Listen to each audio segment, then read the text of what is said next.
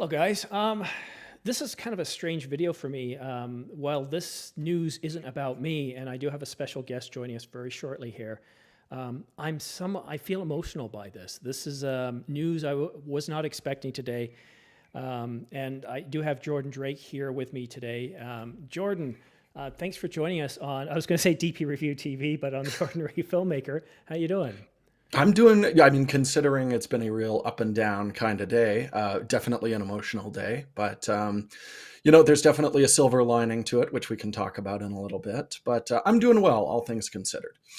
I have a very busy day, and most people don't realize I have a day job. This is a hobby of mine, and I was coming by DP Review, and I saw this. DP Review is done. I'm thinking like, oh no, Jordan and Chris have done it again, like everybody else, like Fro knows, like Tony. They've said we're done, but they're not. And I certainly was hoping that case, so I clicked away, and I thought, no, let's go back because I want to find out.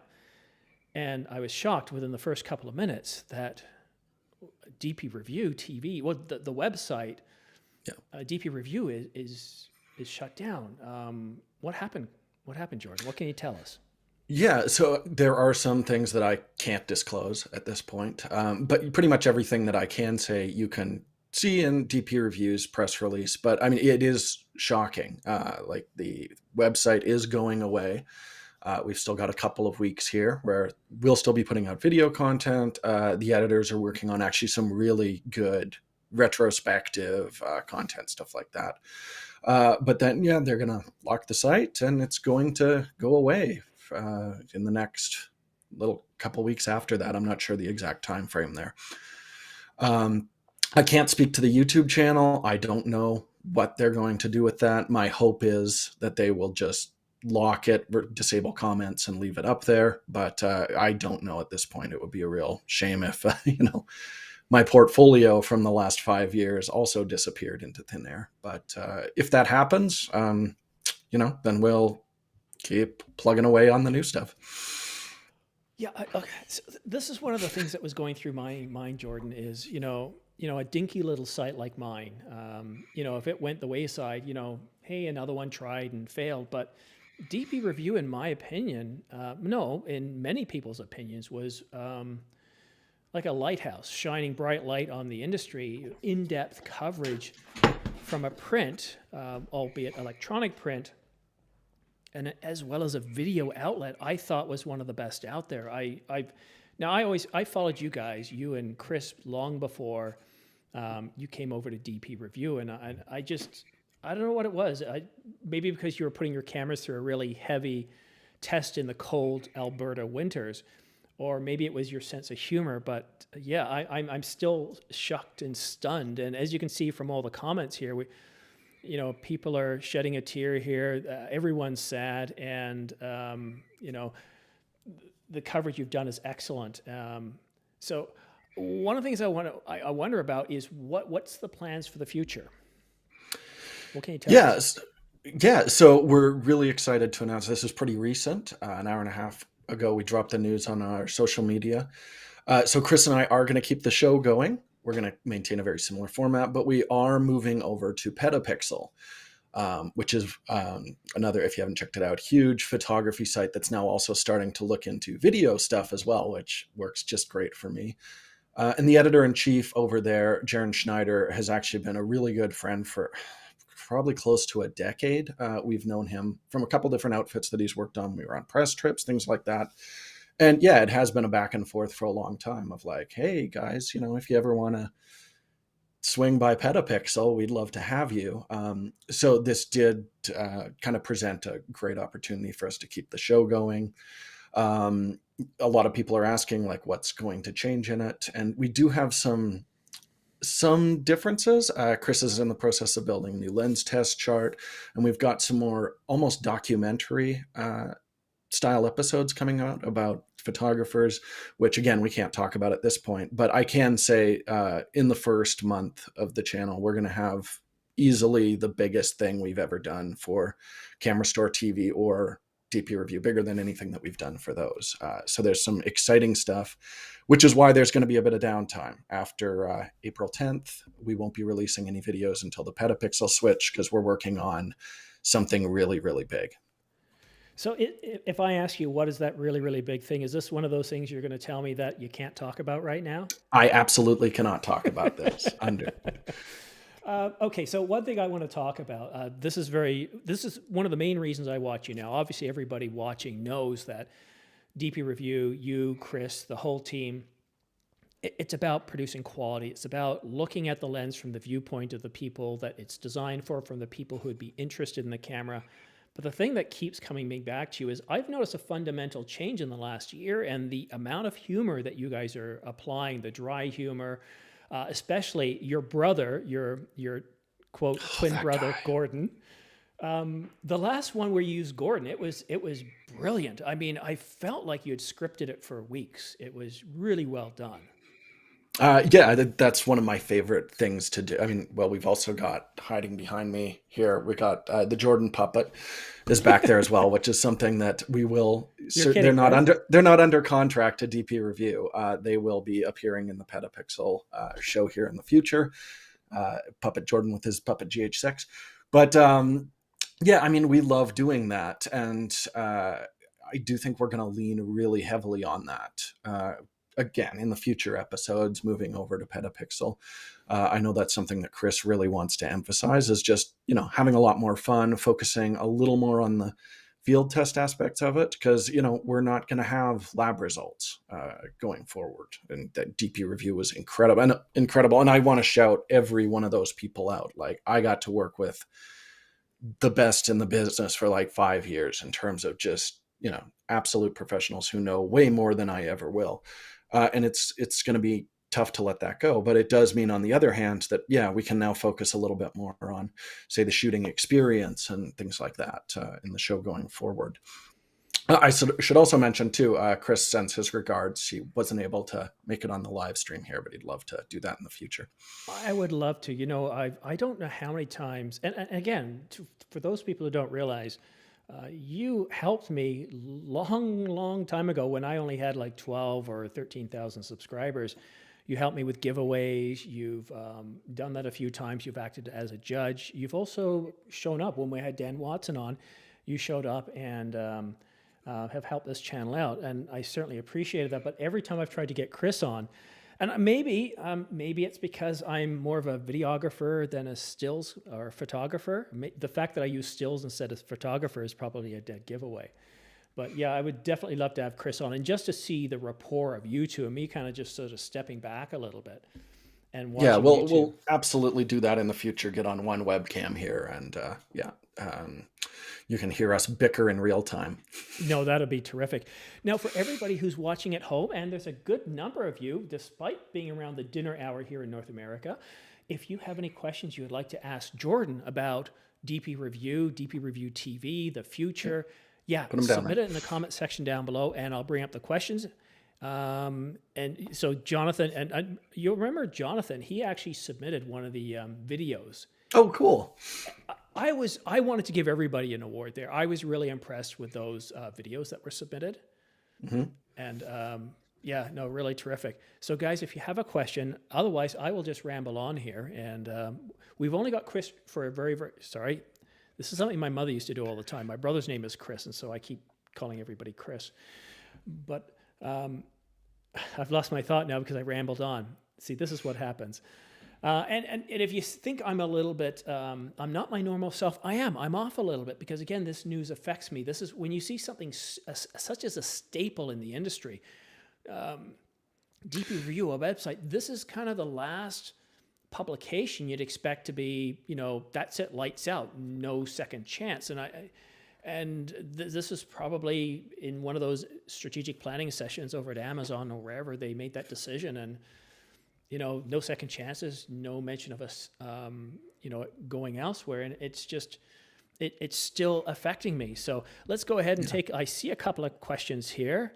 You're going to like this one, Jordan. Stuart asks, a longtime subscriber of the channel, he asks, how did you meet Chris? It's interesting. So I met Chris at the camera store. He had already been working there before I started. But when I started, he was on vacation. And everybody just kind of talked about, like, oh, just you wait till Chris gets back. He kind of had, yeah, a reputation as like, not a difficult person, but certainly like a joker and someone you had to keep your eyes on. And then, yeah, when he did eventually, I met him at the store. We hit it off almost immediately because we're both big movie buffs. So that's how we kind of bonded initially, just, yeah, shooting the breeze about that. And then after a little while, the management was like, we should put together like a little video store tour. Why don't we have Chris host it? Because he was teaching all the photography lessons at the camera store. And you can shoot it. You're in charge of the video department. My wife is in it. Dave Paul from the camera store as well is in it. You can find it. It's still on the camera store TV channel.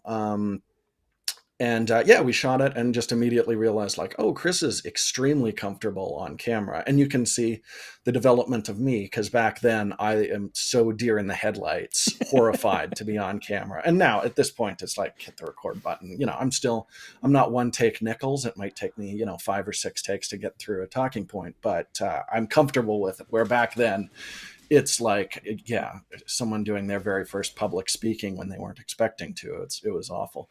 But then after that, we were like, hey, we work together well. Let's do a few little videos in the store. Those didn't really go anywhere, but it was a start. It's when we took the gear out of the camera store into the field, which is still our format. That's why we don't have a studio. If we're indoors, we're on one of our couches because we don't want to build a set we get comfortable in. We want to be out in the world using the equipment, which is very difficult because the weather is, as you know, nightmarish up here. Uh, Well, so it's good if you're testing a weather sealed body or lens. Exactly. I mean, we know how well batteries last better than any other camera reviewers out there, I think. But that was really how the format got started on our show. And that's always been kind of the staple. We've changed the way that we structure things. Certainly, technically, the show has changed enormously. But that core idea of like, hey, let's go put Chris outside and try and capture the experience, that hasn't changed. And I think that's why we've been successful in a big way.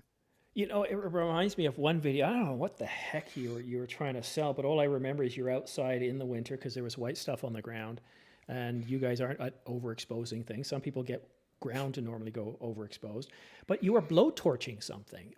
What was that about? And actually, yeah, because I see some questions are asking something similar. But what was that video about? That was cleaning your sensor, an example of how not to clean it. I believe we also flushed one down the toilet. I don't recall. It's all kind of a blur between that and the what not to do to your lens video. But yeah, that's the kind of stuff so often Chris just, comes up with in the moment. Oh, I love Um, it. Another fun episode we did recently was debating about focal lengths, and that's something we had another video planned to shoot that day, and Chris was like, you know what, I just want to do like Siskel and Ebert argue about focal lengths in that style. So a lot of that stuff he comes up with. I mean, that's why we've been, working together for so long, where I tend to just kind of like plan stuff a long time in advance, that I want to do, like some of the cold opens and things like that. I'm kind of a split between you two, but Daniel Patrick asks something very similar. Hi, Jordan. What was your favorite video you and Chris have worked on together at DPReview? Loved watching you guys and glad you're still putting out content. Thank you. Thanks for watching. If we're to talk about like as a straightforward review, I think the Canon R6 original is one of my favorite ones we've ever done. We just went on a long road trip that day. The light really worked well with us. We were discovering a lot of stuff about the camera while we were out shooting it. It's one of our more popular videos, and I totally get why.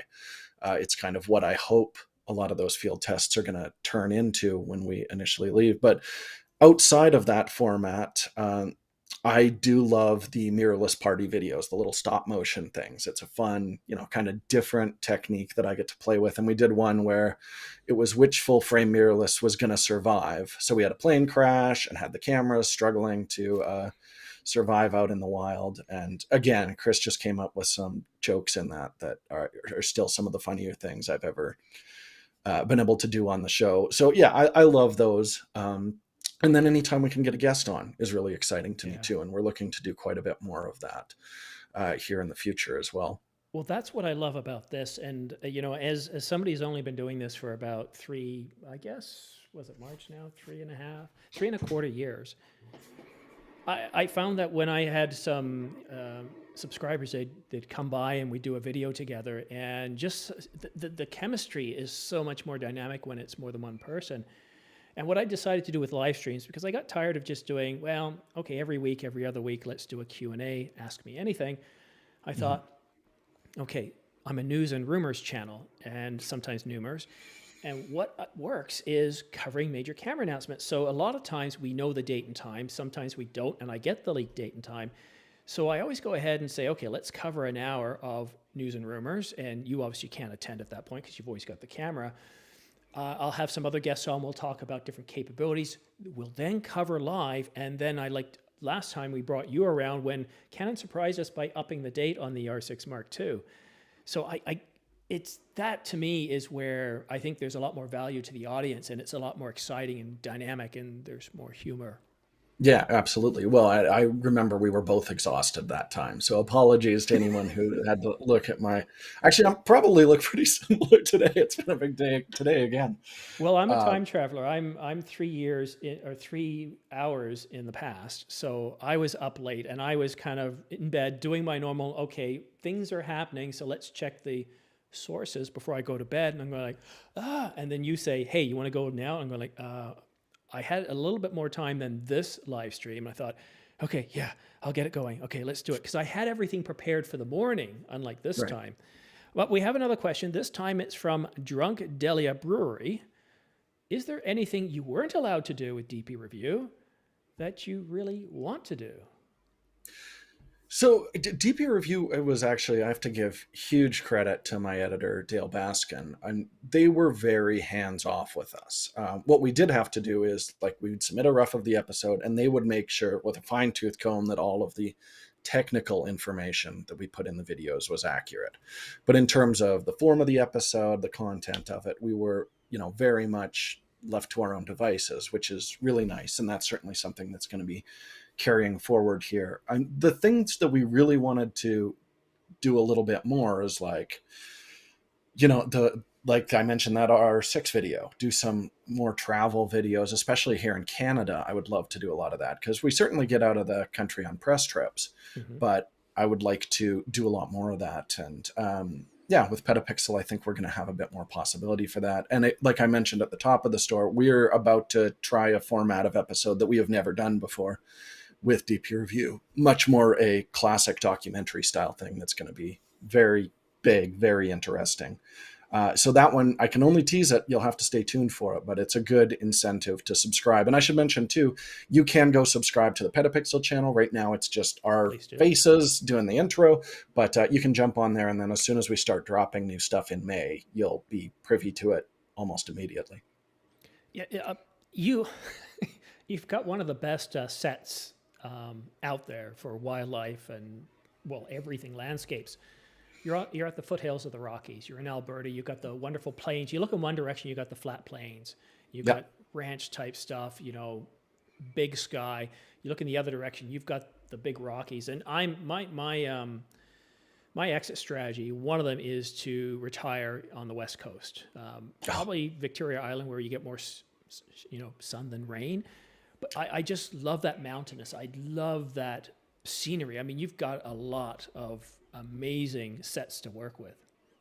yeah, and that's why there's so many TV shows being shot out in this area. Because if you go, an hour in any direction outside of Calgary, you'll get a completely different landscape. We've got the Badlands that we used for our R5 review video. We've got the mountains, obviously, although shooting in those is a little dodgy. You do need permits to do that, which is why we're not often like smack in the middle of Banff or anything like that.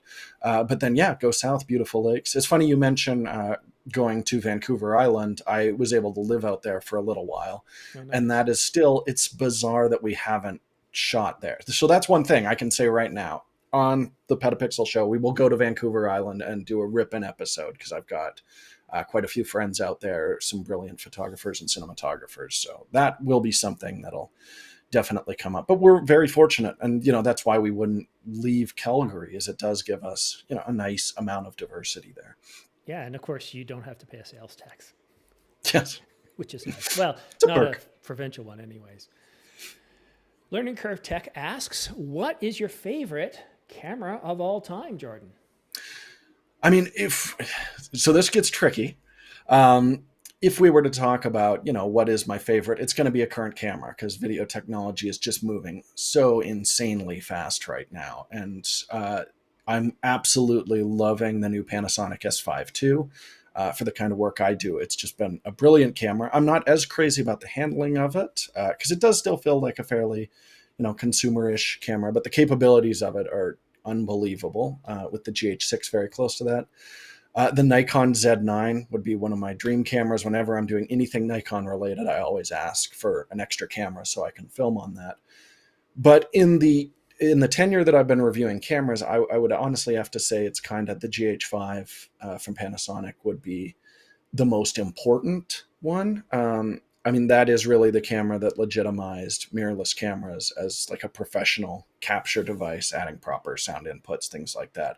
And I mean, we shot, at the end of the Camera Store TV, we were on those, and we're still like, I still use a GH5 for B-roll to this day. So it's just, been a very well-rounded camera with incredibly long legs, especially since they brought out those f1.7 zooms. And there's really nothing like those in any other format.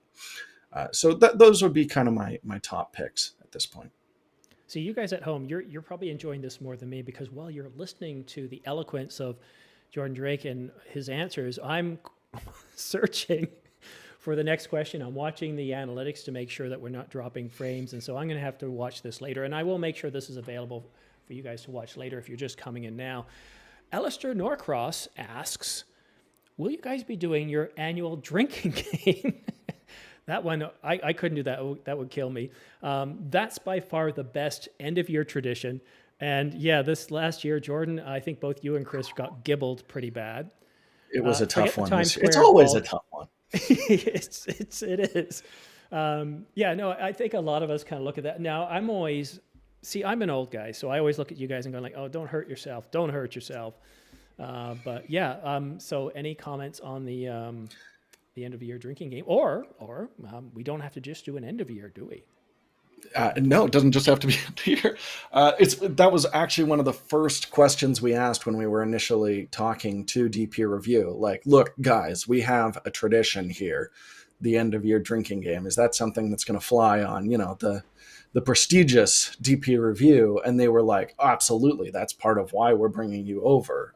So that was a very important part of our tradition, and Jaron was 100% on board when we were talking to him about moving the show to PetaPixel. He's like, yeah, absolutely. Those are your traditions. Nothing is going to change in that. In terms of content, really nothing's going to change here. It'll still be the odd drinking episode, and the bleeped profanity will live on. That's not going to change. But DPReview, again, I can't, reading that, and I should go back actually a little bit, because I do think like the end of DPReview, for me personally, moving the channel over is the biggest news. But I mean, for the photographic community and industry, and not just photography, like the end of DPReview is a huge thing. And that's something that I've been reading. Welcome back, DPReview TV viewers. It pretty is much Chris my- Nichols I here, know coming that to you voice. from a swing in downtown See, Charleston, he South did get Chris to Carolina. join us on the channel. Jordan and I after are all. out here There we with go. Canon. We're playing with the new Canon EOS R8, Um, and yes, Yeah. If we, that was something I didn't know a lot about photography. I was primarily a videographer when I first started working in a camera store. So I had to cram to find out about cameras, and it was pretty much exclusively on dpreview.com. And I've always had an emotional attachment to that site for that reason. The bylines of those people are ones I'd been reading since I got into photography, and they saved me, because I didn't know what I was talking about working at the camera store until I got on there. And I do think that's why I really, I pushed pretty hard to move the show over to DPReview, because I was like, this is, the gold standard if we're going to be at a photography website. And just like you said at the top, it is pretty shocking that that's going to go away. It is the biggest photo gear website, I believe, in the world. It's something I can speak to as well. When I started doing this channel, it wasn't because I thought I was the best videographer out there.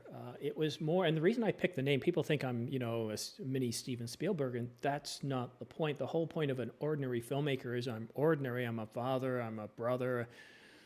I'm a person with a camera that puts it over to video more time than stills and starts shooting. But I had, like you, only I didn't have all the experts around you. I had a huge learning curve.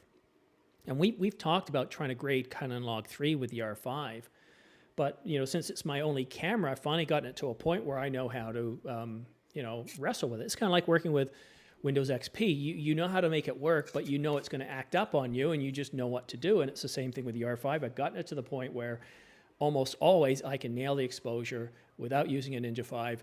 I can get the results I need, but enough of my questions. Let's get back to, because the questions keep coming in. We've still got a steady stream of people watching us here.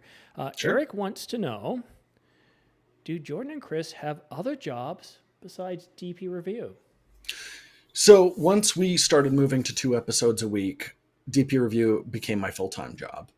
I was doing some, freelancer work on the side, some commercial gigs for the first, I think, 2 years of DP Review.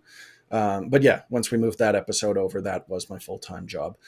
Chris actually has a second job working at a fly fishing shop and actually has a separate YouTube channel. So if you like fly fishing and you like Chris Nichols, I like Chris Nichols. I'm not big on the fly fishing, so I'm not subscribed.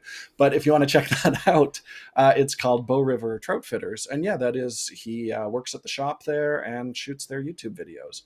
I got to ask you, Jordan, what's wrong with Chris? Why would anybody want to catch flies? I know, right? It's like you hit them. I don't know why he has to catch and release. Yeah. Does Gordon take him out on this? Did Gordon get him into this? Oh, Gordon has no patience for that kind of shenanigans. I can imagine. All right, I love the comment Kevin threw in there. The whole time I thought you were literally Steven Spielberg. Yeah, a different Steven Spielberg for sure. Yeah. All right, there was one question here I meant to put. I think it was Daniel Patrick. Yeah, here we go. Jordan, curious, what are some of the things you're most excited about for the future of this industry? Whether that be Panasonic's future bodies or the future Sony Cine bodies like the FX3, the FX30, or one thing I'm calling for, and I don't know if we'll get it, but an FX version of the A1. Yeah, I think, well, you mentioning the A1, I think that's what I'm most looking forward to is those stacked sensor designs really do change things for video shooters and for photographers as well. Like, I think we've kind of hit a plateau until there are major new developments in how sensors are recording light.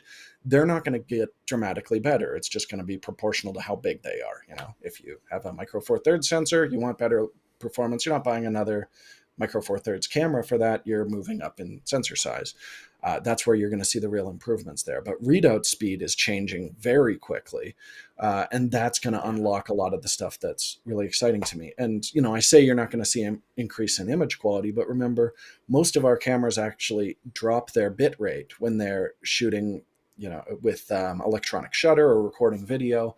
We're seeing cameras like the XH2S from Fujifilm, because that sensor could read out so fast, it was able to switch to 14-bit readout, increasing the dynamic range because that sensor was so fast. So it's stuff like that I think for the next few years is going to be the really compelling stuff. And I think as the price of stacked sensors hopefully drops down, they're always going to be tough to make, but that's going to unlock a lot of new features. That will be one of the big ones. And I just think overall handling user experience is the next big difference that we're going to see. Like, a lot of these cameras are extremely unintuitive and a real pain to work with, and they keep adding more features, which means the menus keep getting bigger and bigger. It's time for a complete overhaul of everything. And I do think we're going to see one of the major manufacturers is going to do that, and then everyone's going to have to follow suit. Because whenever you mentioned like your R5, how it's taken you a while to get 100%, comfortable with how to get the best results out of it, just working with the camera, what custom settings should I set it all up like, all that kind of stuff. It just feels anachronistic at this point. And I think we're going to see that really move forward. And we're going to start seeing in these hybrid cameras, hopefully something a little similar to what we saw with the R5C, where we just have completely separate interfaces for photography and videography, because those people have two different sets of requirements. I think we'll start seeing that be split up a lot more. I mean, we're already starting to see cameras now where they have the switch right on the body, photo switch, video switch, and that carries over all your camera settings between the two. I think we'll just see totally separate interfaces. I definitely 100% agree with you on the readout speed. When I got the R5, and I knew the 8K over sample K would be more detailed than my 70D. It was pretty obvious. But when I started shooting my first stuff and I put it up on the TV, which we have a really nice Samsung, so a nod to Stop the FOMO, who knows his TVs, I was just shocked when you watch some 4K movies how the small credits that were white on black, there was no light bleed out at all. Yeah. It was just amazing. And then I had my wife watch a little bit, and my wife doesn't know technology. She couldn't care less. And she looked at, I was shooting, I think, at f/22 at the time. It was a summer scene, so there's a lot of detail. And I was exporting at 25,000 bits per second. Mm-hmm. And she looked at it, she says, "Oh, wow, that looks really good." Yeah. And, you know, I see some people say, "Well, no, who needs 8K? You don't need it."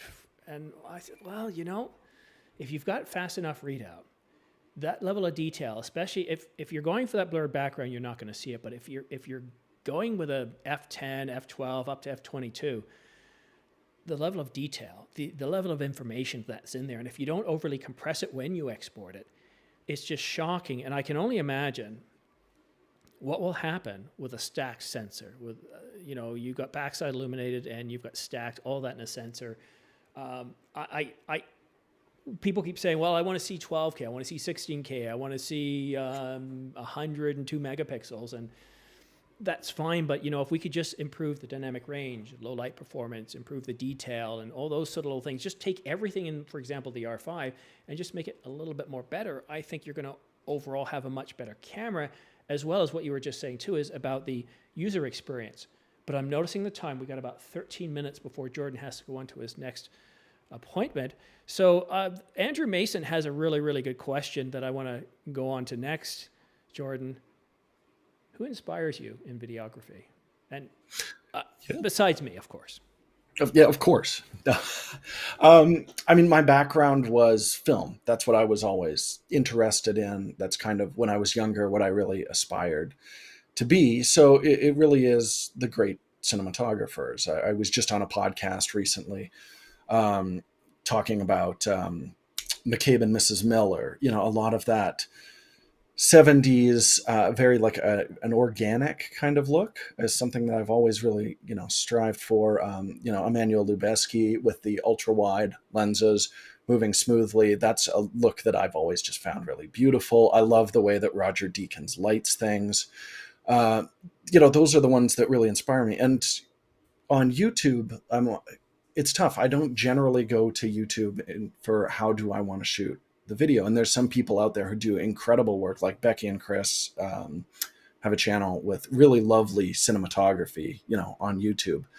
But I mentioned earlier, one of the great things about the show Chris and I do is we really try to be out in the field as often as possible. And not a ton of, you know, photo and tech reviewers are doing that. You know, the Northrops will go outside for about, you know, half their episodes. Obviously, Jared Polin is out there with Steven, who I would absolutely consider someone who inspires me. I think he's Jared's video shooter is one of the best in the business out there.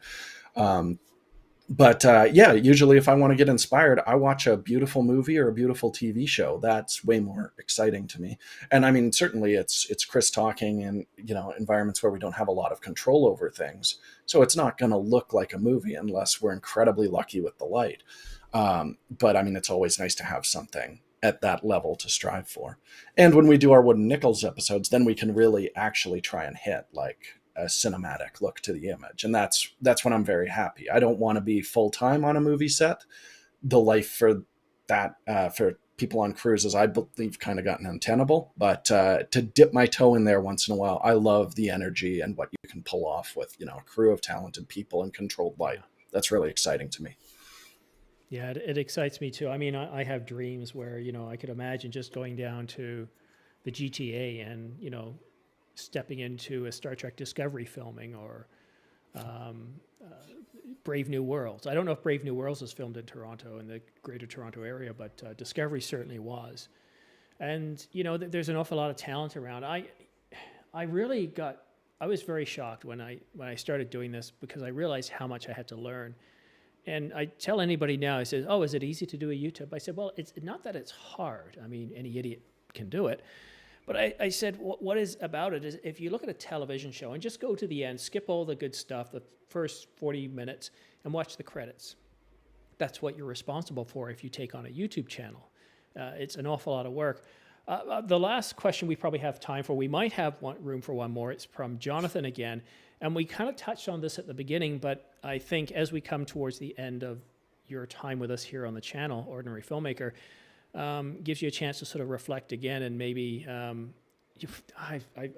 missed an opportunity here. We could have done a drinking game, and I could have gotten you to spill stuff, but oh well. I have to be cogent for a little while longer.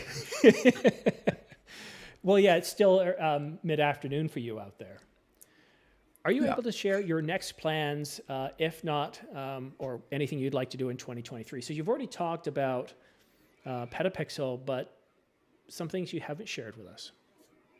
Yeah, I'm talking to one of my good friends, Levi Hallwell, who's directed 2 of the films that I was cinematographer on, and he has a script. It's been a while since that's happened, so I'm really looking to get back on a set again this year. So we've been talking. I don't know what role I would take, just depending on time commitments, but I've said, like, I would love to just be on a set slinging C-stands as a grip or anything like that. I'll do whatever needs to be done. I just want to get back into that. So that would definitely be one of them. But then, yeah, the other thing is, PetaPixel, it's a new channel, it's new opportunities. So I'm going to try and change up the format of the show a little bit more. It's funny, we did fairly recently on DPReview our list of resolutions for what we'd like to do for the show, not knowing that sadly DPReview was going to be going away, but now I'm going to be rolling those resolutions through onto PetaPixel. I got to say, I was, and in the pre-show, I was a little bit distracted, because this was kind of an emotional thing for me, not just because, what you're going through, and I can only imagine and project, but because it takes me to parts of my past where something's thrust on you without little to no planning, and all of a sudden you're planning for a different future. So, but I'm a lot happier now. I'm my normal self. The type of person I try to put out on this channel is actually me. So, I'm certainly happier that the future is looking good, and that we're still going to get to see you and Chris acting like strange people. One question I have for you. You see a lot of shows like Top Gear or the Grand Tour, or even bands like the Bare Naked Ladies, and they often ask simple questions like this: off camera, are you guys friends, or is it just a business?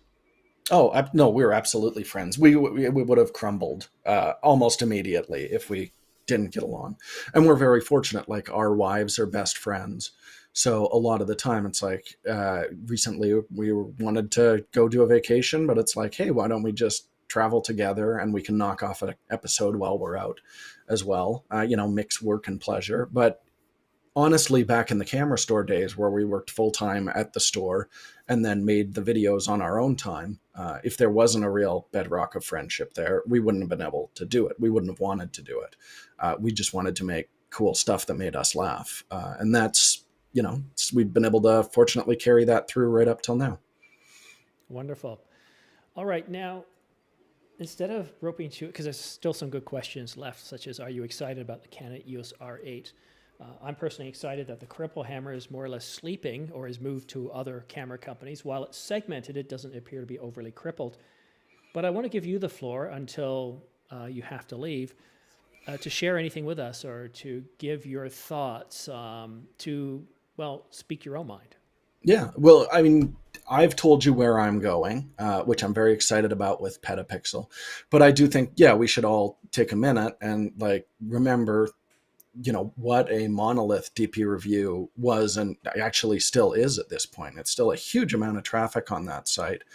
And, because it was the gold standard, I think there was a lot of misrepresentation about it. But, There was no point when we were reviewing cameras for that site where there was any feedback from Amazon in terms of like, this review is too negative, or we want to really hype this up.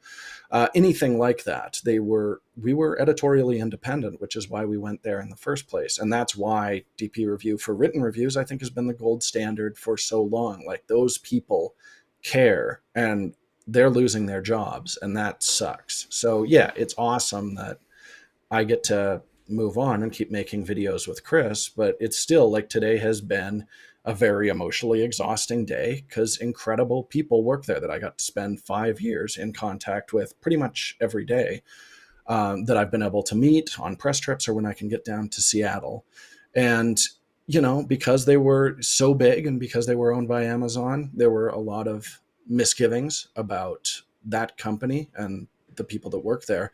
But I mean, those guys killed themselves to bring you really good, really reliable information. And the amount of double checking, something seems a little weird, they're on the phone with the manufacturers or the person who designed the camera to make sure they were giving you the right information about it.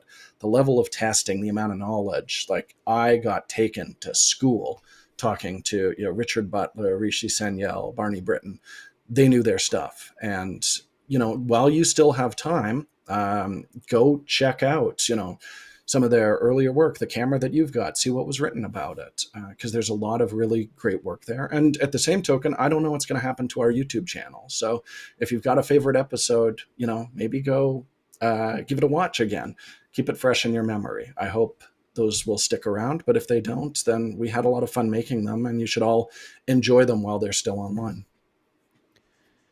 Jordan, thank you so much for taking a good hour of your day on a very busy day, and certainly a very emotional day, to spend time with me and my subscribers and your viewers and subscribers as well. It's always a pleasure having you on this channel, and you're always invited. You're always welcome back, as is Chris. And I will be putting this video up in its, I might do a slight bit of editing, but this will be up in its entirety. So for those of you who want to actually hear right from Chris himself, and when I say Chris, I mean Jordan.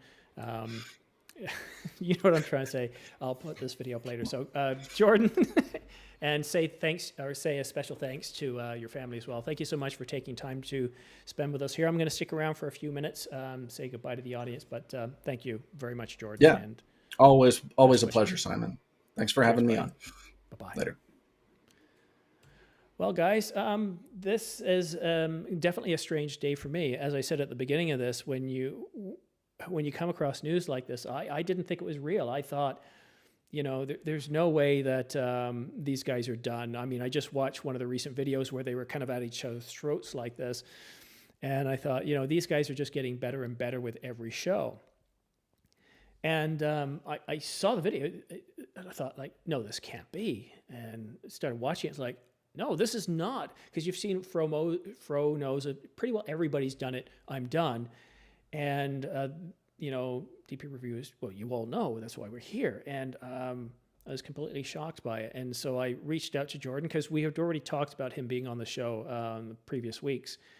And I said, look, if you can make it, I'm sure everybody would like to be able to have a chance to talk with you, and we can talk about DP Review. But yeah, when you look at the quality that went into that publication, not just the YouTube channel, but the magazine, the online magazine, truly, truly incredible stuff. So I'm definitely,